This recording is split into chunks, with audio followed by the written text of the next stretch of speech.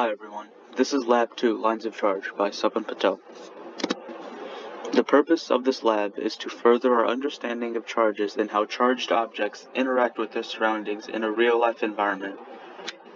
This lab also built upon the calculations used in Lab 1, and while completing the lab, we treated the tape as a line of charge. Therefore, we were able to apply the principle of superposition to model a more accurate representation of the experiment.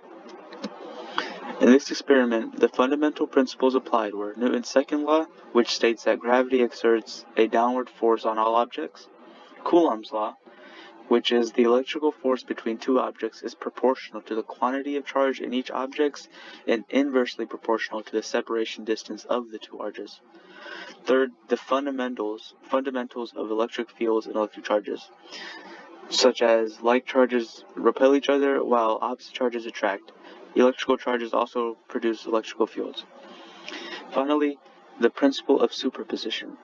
The resultant electric field is a vector sum due to all individual charges.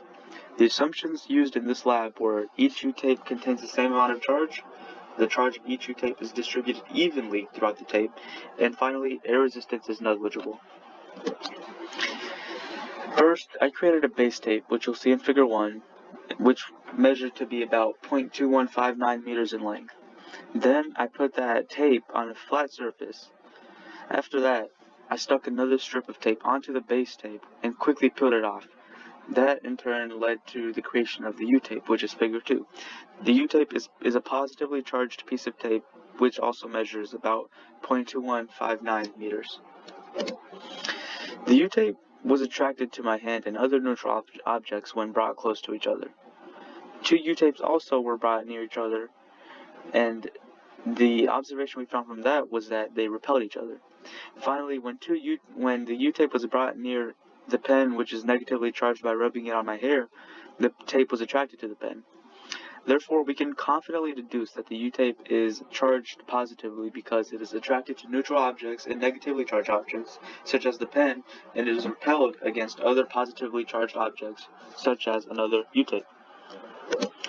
In Experiment 2, I set up a U-tape on top of a book, and then I edged another U-tape closer and closer to the one on the book from the bottom.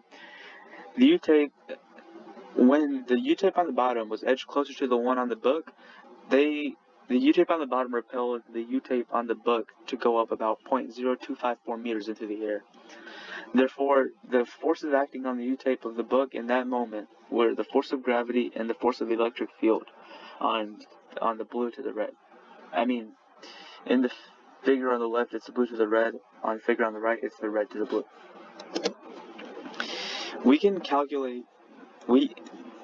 There's a simple formula to calculate the charge. First, you need to find the force due to gravity, which you'll find in the first line. Second, you set the force due to gravity equal to the force due to the point charge. You'll find that on the second line, and you'll see that you can just solve for Q, which comes out to 9 points. In my calculations, came out to about 9.69 e to the negative 9.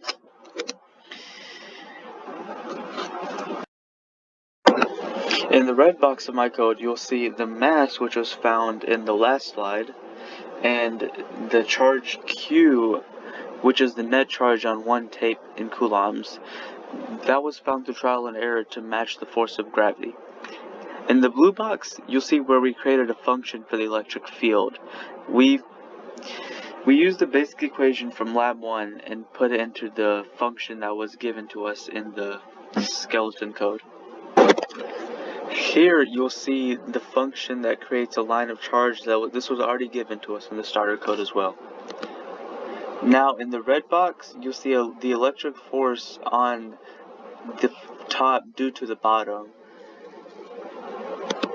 Finally, this was the result of my code, and you'll see that the magnitude of the electric force equals the magnitude of the gravitational force. And you'll see how the magnitude of this is the net electric force. The additional questions. When comparing the charges of the tape in the line charge model and treating as a point charge model, you'll see that the charge of the tape in the line charge model was a little bit bigger because The difference can be explained by the lack of real-life modeling compared to the line charge model. They differ because treating the tape as a point charge neglects the different charges on the area of the tape, while the line charge model takes into account all of the charges. The line charge model is more likely to be closer to the real value because it does not neglect the differences in distances of the electric fields from each part of the bottom tape. Thank you.